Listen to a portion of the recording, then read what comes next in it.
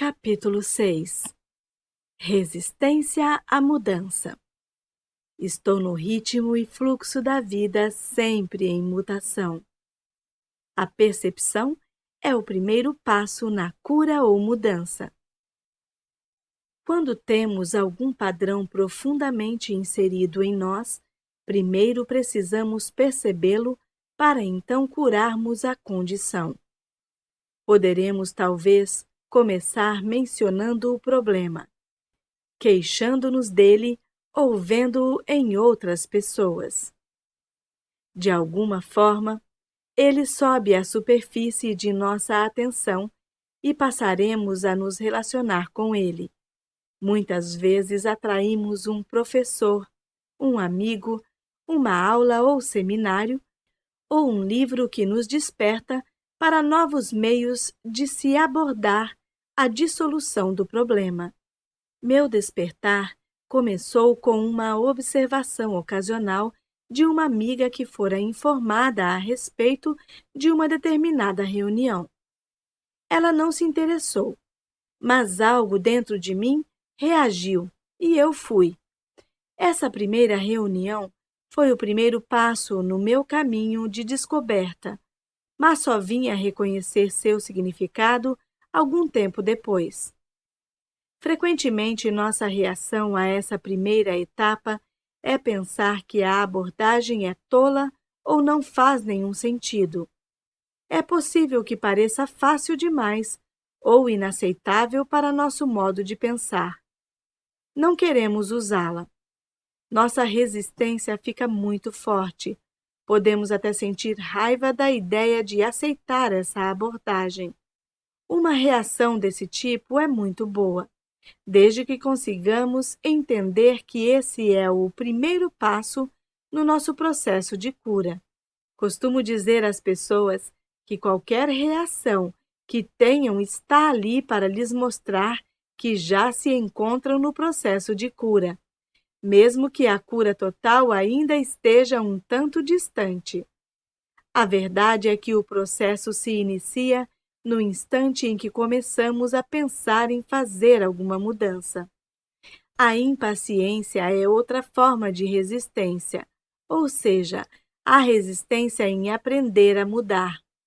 Quando exigimos que tudo seja feito agora mesmo, terminado imediatamente, não nos damos tempo para aprender a lição relacionada com o problema que criamos. Se você quer passar de um cômodo para outro, precisa se levantar e ir até lá, passo a passo. Permanecer sentado na poltrona e exigir de si mesmo estar num outro cômodo não adiantará nada. O mesmo acontece com nossos problemas. Queremos vê-los resolvidos, mas não queremos fazer as pequenas coisas que somadas levarão à solução. Agora é a hora de reconhecermos nossa responsabilidade na criação da situação ou condição. Não estou falando em sentir culpa ou sobre você ser mal por se encontrar onde está. Quero que você reconheça o poder do seu interior, que transforma cada pensamento em experiência. No passado, sem sabermos, usamos esse poder para criar coisas que não queríamos experimentar. Não tínhamos consciência do que estávamos fazendo. Agora, reconhecendo nossa responsabilidade, podemos nos tornar conscientes e usar esse poder para trazer coisas positivas em nosso benefício. Muitas vezes, quando surgir uma solução ao cliente, uma nova maneira de abordar um tema ou perdoar a pessoa envolvida, vejo seu queixo ficar rígido, os braços se cruzam sobre o peito, as mãos até se fecham. A resistência está emergindo e então sei que atingimos exatamente o que precisa ser mudado. Todos temos lições a aprender. O que nos parece mais difícil em nossas vidas são apenas as lições que escolhemos para nós mesmos. Se tudo nos é fácil, então não existem lições, só coisas que já sabemos. As lições podem ser aprendidas através da percepção. Se você pensa na coisa mais difícil que tem a fazer e no quanto resiste a isso, então está olhando para a sua maior lição no presente momento. O entregar-se e desistir da resistência, permitir-se aprender o que precisa, tornará o passo seguinte mais fácil. Não deixe sua resistência impedi-lo de fazer mudanças. Podemos trabalhar em 2 níveis. 1. Encarar a resistência. E 2. Insistir nas mudanças mentais. Observe-se, analise o modo como resiste e depois continue em frente apesar de tudo. Pistas não verbais. Nossas ações frequentemente mostram nossa resistência. Por exemplo, mudar de assunto, sair da sala, ir ao banheiro, chegar atrasado, ficar doente, adiar, fazendo qualquer outra coisa, ocupando-se, desperdiçando tempo, desviar o olhar ou olhar pela janela, folhear uma revista, recusar-se a prestar atenção, comer, beber ou fumar, criar ou terminar um relacionamento, criar defeitos em carros, eletrodomésticos, encanamentos, etc. Hipóteses. Muitas vezes fazemos hipóteses sobre nós e outros para justificar nossa resistência e surgimos com declarações como: não adiantaria nada. Meu marido/mulher não compreenderia. Eu teria de mudar toda a minha personalidade. Só gente louca vai a psiquiatras. Eles não conseguiriam me ajudar com meu problema. Eles não saberiam lidar com minha raiva. Meu caso é diferente. Não quero incomodar ninguém. Vai passar sozinho. Ninguém consegue. Crenças. Crescemos com crenças que se tornam nossa resistência às mudanças.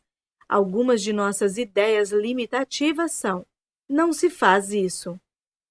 Não é direito. Não é certo para eu fazer isso. Isso não seria espiritual. Pessoas espiritualizadas não ficam com raiva. Homens/mulheres não fazem isso. Minha família nunca fez nada parecido. O amor não é para mim. Isso é bobo demais. É longe demais para ir de carro. É trabalho demais para mim. É caro demais. Vai demorar demais. Não acredito nisso. Não sou desse tipo de gente. Eles. Damos nosso poder a outros e usamos essa desculpa para nossa resistência em mudar. Temos ideias como: Deus não aprova. Estou esperando que os astros digam que é a hora certa. Este não é o ambiente adequado. Eles não me deixarão mudar. Eu não tenho o professor/livro/aula/ferramenta certo. Meu médico não quer. Não consigo tirar algumas horas de folga. Não quero ficar submetido a eles. É tudo culpa deles. Eles têm de mudar primeiro. Assim que eu conseguir, vou fazê-lo. Você/eles não entendem. Não quero magoá-los. É contra minha criação, religião, filosofia. Conceitos sobre o eu. Temos ideias sobre nós mesmos que usamos como limitações ou resistência a mudanças. Somos velhos demais, jovens demais, altos demais, baixos demais, gordos demais, magros demais, preguiçosos demais, fortes demais, fracos demais, burros demais, inteligentes demais, pobres demais, indignos demais, frívolos demais, sérios demais, emperrados demais. Talvez tudo simplesmente seja demais. Táticas de procrastinação. Significa deixar para depois. Nossa resistência muitas vezes se expressa como táticas de procrastinação. Usamos desculpas como: farei mais tarde. Não posso pensar nisso agora. Não tenho tempo agora. Eu teria de ficar muito tempo afastado do meu trabalho. Sim, é uma boa ideia. Farei isso um dia qualquer. Tenho muitas outras coisas a fazer. Pensarei nisso amanhã. Assim que eu terminar com... Assim que eu voltar de viagem. A hora não é certa. É tarde demais ou cedo demais. Negação. Essa forma de resistência aparece na negação da necessidade de mudar. São coisas como: não há nada de errado comigo.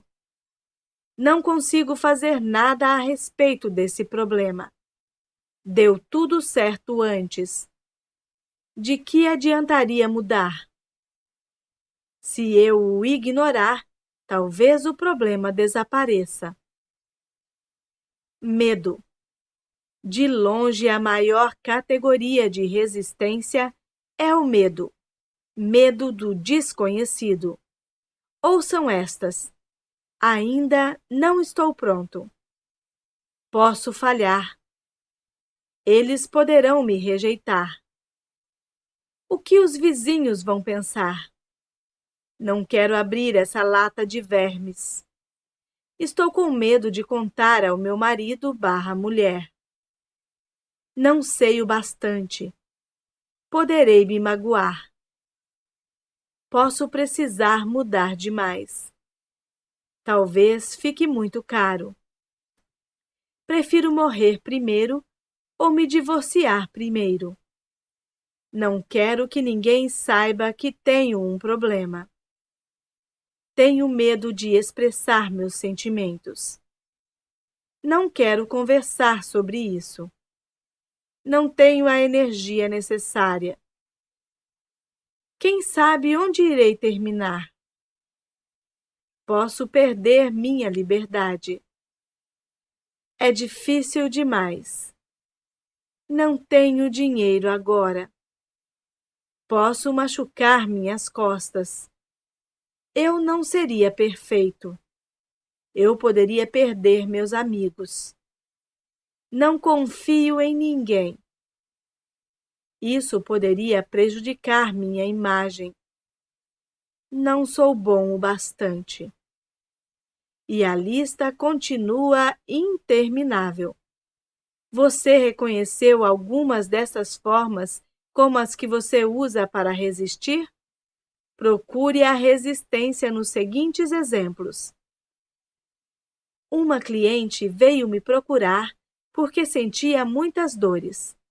Havia fraturado as costelas, o pescoço e o joelho em 3 acidentes de automóvel separados. Chegou atrasada para a consulta porque se perdeu. Ficou presa num congestionamento. Foi fácil para ela me contar todos os seus problemas, mas no instante em que eu disse: vamos conversar um pouco, todos os tipos de interrupção começaram a acontecer. Suas lentes de contato passaram a perturbá-la. Ela quis sentar-se numa outra poltrona. Precisou ir ao banheiro. Depois, as lentes tiveram de ser retiradas. Não consegui prender sua atenção pelo resto da sessão. Foi tudo resistência. Minha cliente ainda não estava pronta para soltar tudo e se curar. Descobri que sua irmã também havia fraturado as costelas 2 vezes e que o mesmo acontecera com sua mãe. Outro cliente meu era ator. Um mímico, artista de rua, com grande talento. Vangloriava-se da sua esperteza em defraudar os outros, especialmente instituições.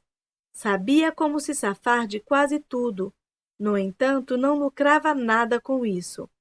Estava sempre sem dinheiro, pelo menos com 1 mês de aluguel atrasado e sem telefone por falta de pagamento. Suas roupas eram puídas. O trabalho esporádico tinha todos os tipos de dores no corpo, e sua vida amorosa era uma droga. A teoria desse meu cliente era a de que ele só poderia parar de trapacear quando algo de bom surgisse em sua vida. Claro, com isso nada de bom podia entrar em sua vida. Ele precisaria primeiro parar de fraudar. Sua resistência era o fato de não estar pronto para abandonar seus velhos hábitos. Deixe seus amigos em paz. Muitas vezes, em vez de trabalharmos em nossas próprias mudanças, decidimos que um determinado amigo precisa mudar. Isso também é resistência. Quando iniciei minhas atividades como terapeuta, tive uma cliente que me mandava a todas as suas amigas que estavam internadas em hospitais. Em lugar de enviar-lhes flores, essa mulher convocava a mim para resolver os problemas dos doentes. Eu chegava de gravador na mão e, em geral, encontrava alguém que não sabia por que eu havia vindo, nem compreendia o que eu fazia. Isso foi antes de eu aprender a nunca trabalhar com ninguém, a não ser que ele ou ela peça. Às vezes, algumas pessoas me procuram porque ganharam uma sessão comigo de presente de um amigo. Isso geralmente não funciona muito bem e é raro elas voltarem para continuarmos com o trabalho. Quando algo dá certo para nós, geralmente queremos compartilhá-lo com outros, mas talvez eles não estejam prontos para fazer uma mudança naquele ponto do tempo e do espaço. Já é difícil mudar quando queremos, e tentar fazer alguém mudar quando não quer é simplesmente impossível e pode estragar uma boa amizade. Eu forço meus clientes porque eles me procuram. Quanto aos meus amigos, deixo-os em paz. Trabalho com o espelho. Os espelhos refletem nossas sensações sobre nós mesmos. Mostram-nos com clareza que áreas precisam ser modificadas se quisermos uma vida plena e alegre. Peço às pessoas para olharem dentro de seus olhos e dizerem algo de positivo para elas mesmas sempre que passarem por um espelho. O modo mais poderoso de se fazer afirmações é olhando no espelho e falando-as em voz alta. Há uma percepção imediata da resistência, e assim pode-se superá-la mais rapidamente. É bom você ter um espelho à mão enquanto lê este livro. Use-o com frequência para repetir as afirmações e para verificar onde você está resistindo e onde está aberto, deixando-se fluir. Agora, olhe para o espelho e diga a si mesmo: estou disposto a mudar. Note como se sente. Se estiver hesitante, resistente ou simplesmente não quer mudar, pergunte-se por quê. A que velha crença você está se agarrando? Lembre-se, não é hora de se censurar. Só preste atenção ao que está acontecendo E que crença sobe à superfície? Essa é a que tem lhe causado tantas complicações. Será que você pode reconhecer de onde ela veio? Quando fazemos afirmações e elas não soam bem ou nada parece acontecer, é fácil dizer: afirmações não funcionam. Não é que elas não funcionem. O fato é que precisamos de mais uma etapa antes de começarmos a fazê-las. Padrões repetidos mostram nossas necessidades. Para cada hábito que temos, para cada experiência por que passamos, para cada padrão que repetimos, existe uma necessidade interior para eles. A necessidade corresponde a uma crença que temos. Se não existe uma necessidade, não teríamos o hábito, a experiência e o padrão. Há algo dentro de nós que precisa da gordura, dos maus relacionamentos, dos fracassos, da raiva, dos cigarros, da pobreza, dos maus tratos, seja o que for que represente um problema para nós. Quantas vezes já dissemos: nunca mais farei isso. Então, antes de o dia terminar, comemos o bolo, fumamos os cigarros, dizemos coisas horríveis aos que amamos, etc. Então aumentamos ainda mais o problema, afirmando a nós mesmos: você não tem força de vontade, não tem disciplina, você é fraco demais. Isso só aumenta a carga de culpa que já carregamos. Não tem nada a ver com força de vontade ou disciplina. Seja o que for que estejamos tentando soltar de nossas vidas, trata-se apenas de um sintoma, de um efeito externo. Tentar eliminar o sintoma sem trabalhar na dissolução da causa é inútil. No instante em que relaxamos nossa força de vontade ou disciplina, o sintoma brota de novo. A disposição de se libertar da necessidade. Costumo dizer aos meus clientes: deve haver uma necessidade em você por essa condição, senão você não a teria. Vamos voltar um passo atrás e trabalhar na disposição de se libertar da necessidade.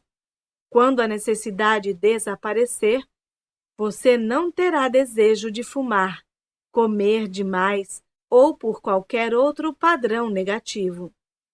Uma das primeiras afirmações que devem ser usadas é: estou disposto a me libertar da necessidade de resistência, dor de cabeça, gordura, falta de dinheiro, etc. Diga a si mesmo: estou disposto a me libertar da necessidade de...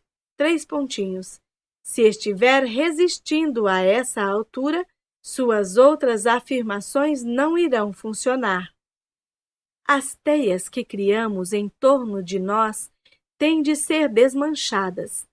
Se você já embaraçou um novelo de linha, sabe que puxar e arrancar só piora a situação. É preciso soltar os nós com paciência e jeito.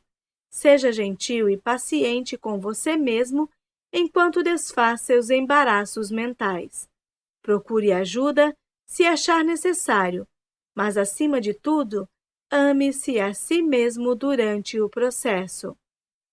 A disposição de se libertar do velho é a chave. Esse é o segredo. Quando falo necessitar do problema, quero dizer que, de acordo com nosso conjunto particular de padrões de pensamento, necessitamos ter certos efeitos ou experiências externas. Cada efeito externo é a expressão natural de um padrão de pensamento interno. Lutar apenas contra o efeito ou sintoma é desperdiçar energia e, com frequência, só serve para aumentar o problema. Eu sou indigno cria a procrastinação. Se um dos meus sistemas de crença interiores ou padrões de pensamento é eu sou indigno, um de meus efeitos externos provavelmente será a procrastinação. Afinal, ela é um dos modos de nos impedir de irmos para onde queremos ir. A maioria das pessoas que vivem adiando as coisas gastará muito mais tempo e energia menosprezando-se pela procrastinação. Essas pessoas se rotularão de preguiçosas e, em geral, se farão sentir como se fossem más. Ressentimento pelo que acontece de bom com os outros. Tive um cliente que adorava ser o centro das atenções e, comumente, chegava à aula atrasado para poder criar uma comoção. Ele fora o caçula de uma família com 18 filhos e, como seria de esperar, era o último na lista de ganhar coisas. Quando criança, viu todos terem, enquanto ele só sonhava com o seu. Já adulto, quando sabia que alguém havia sido contemplado pela sorte, não conseguia regozijar-se com ele. Só dizia, puxa, gostaria de ter ganhado isso. Ou, droga, por que isso nunca acontece comigo? O ressentimento pelo que acontecia de bom aos outros era uma barreira para o seu próprio crescimento e mudança. A autovalorização abre muitas portas. Uma senhora de 79 anos veio me procurar.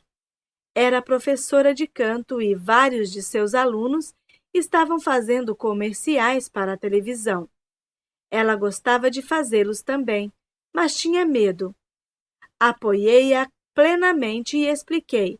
Não existe ninguém como você. Seja você mesma. E acrescentei, faça-o pela diversão. Existem pessoas lá fora procurando exatamente o que você tem a oferecer. Deixe-as saber que você existe. Minha cliente ligou para vários agentes e diretores de elenco falando: sou uma senhora muito idosa e quero fazer comerciais. Em pouco tempo, recebeu um convite para trabalhar e, desde então, nunca parou. Costumo vê-la na televisão e em anúncios de revistas. Novas carreiras podem começar em qualquer idade, em especial quando alguém está procurando diversão nisso. Autocriticar-se é errar completamente o alvo. A autocrítica só intensificará o adiamento e a preguiça. A energia mental deve ser aplicada na dissolução do velho e na criação de novos padrões de pensamento. Diga, estou disposto a deixar sair a necessidade de ser indigno. Sou digno do melhor que existe na vida e agora, cheio de amor, permito-me aceitá-lo. Enquanto eu estiver passando alguns dias repetindo essa afirmação muitas vezes, o padrão de efeito exterior da procrastinação automaticamente começará a desaparecer. À medida que eu for criando internamente um padrão de autovalorização, não necessitarei atrasar o que for para meu bem.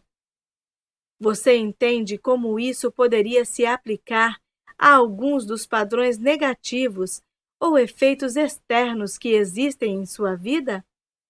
Vamos parar de desperdiçar tempo e energia diminuindo-nos por algo que não conseguiremos fazer se temos certas crenças interiores. Mudemos as crenças. Não importa qual seja a abordagem escolhida ou sobre que assunto estejamos falando. Estamos apenas lidando com pensamentos. E pensamentos podem ser mudados. Quando queremos mudar uma condição, precisamos dizer: estou disposto a abandonar o padrão dentro de mim que está criando esta condição. Diga isso a si mesmo muitas e muitas vezes, sempre que pensar no seu problema ou doença. No minuto em que fizer essa afirmação, você sairá da categoria de vítima. Você não é mais impotente, está reconhecendo seu próprio poder. O que está me dizendo é: estou começando a compreender que eu criei isto. Agora pego o meu poder de volta. Vou soltar essa velha ideia e deixá-la ir. Autocrítica. Tenho uma cliente que é capaz de comer meio quilo de manteiga e tudo o mais que encontrar quando não consegue suportar seus próprios pensamentos negativos.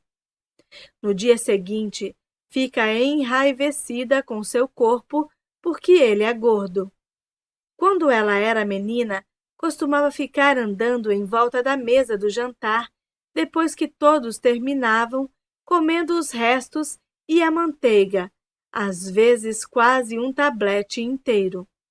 A família ria e achava engraçadinho. Essa era praticamente a única aprovação que minha cliente recebia dos seus. Quando você se repreendeu, quando se menospreza, quando se dá uma sova, a quem acha que está maltratando? Quase toda a nossa programação, tanto positiva quanto negativa, foi aceita por nós quando tínhamos 3 anos de idade. Nossas experiências desde então estão baseadas naquilo que aceitamos e acreditamos sobre nós mesmos e sobre a vida naquela época. O modo como fomos tratados quando pequeninos geralmente é o modo como nos tratamos agora. A pessoa que você está maltratando é a criança de 3 anos no seu interior. Se você é uma pessoa que fica com raiva de si mesma por ser medrosa e assustada, pense em si como sendo uma criança de 3 anos. Se você visse à sua frente uma criança de 3 anos, cheia de medo, o que faria? Ficaria bravo com ela? Ou estenderia os braços para confortá-la até ela se sentir segura e tranquila? Talvez os adultos que viviam à sua volta quando você era criança não soubessem como confortá-lo na época, mas agora você é o adulto em sua vida. E se não está confortando a criança no seu interior, trata-se de algo muito triste mesmo. O que foi feito no passado pertence ao passado e terminou. Mas este é o presente, e você agora tem a oportunidade de se tratar como quer ser tratado. Uma criança assustada precisa de carinho, não de repreensões. Ralhar consigo mesmo só o torna mais assustado, e não existe lugar para onde fugir. Quando a criança dentro de nós se sente insegura, ela cria um monte de problemas. Lembra-se de como era ser espezinhado quando você era criança? A sua criança interior sente exatamente o mesmo. Seja carinhoso consigo mesmo. Comece a se amar e se aprovar. É disso que aquela criancinha precisa para se expressar no seu potencial mais alto. Na infinidade da vida onde estou, tudo é perfeito, pleno e completo. Vejo os padrões de resistência dentro de mim somente como algo mais de que devo me livrar. Eles não têm poder sobre mim. Eu sou o poder no meio do mundo. Fluo com as mudanças que estão ocorrendo em minha vida da melhor forma que posso. Aprovo-me e aprovo o modo como estou mudando. Estou fazendo o melhor possível. Cada dia fica mais fácil. Alegro-me por estar no ritmo e no fluxo de minha vida, sempre em mutação. Hoje é um dia maravilhoso. Escolho torná-lo assim. Tudo está bem no meu mundo.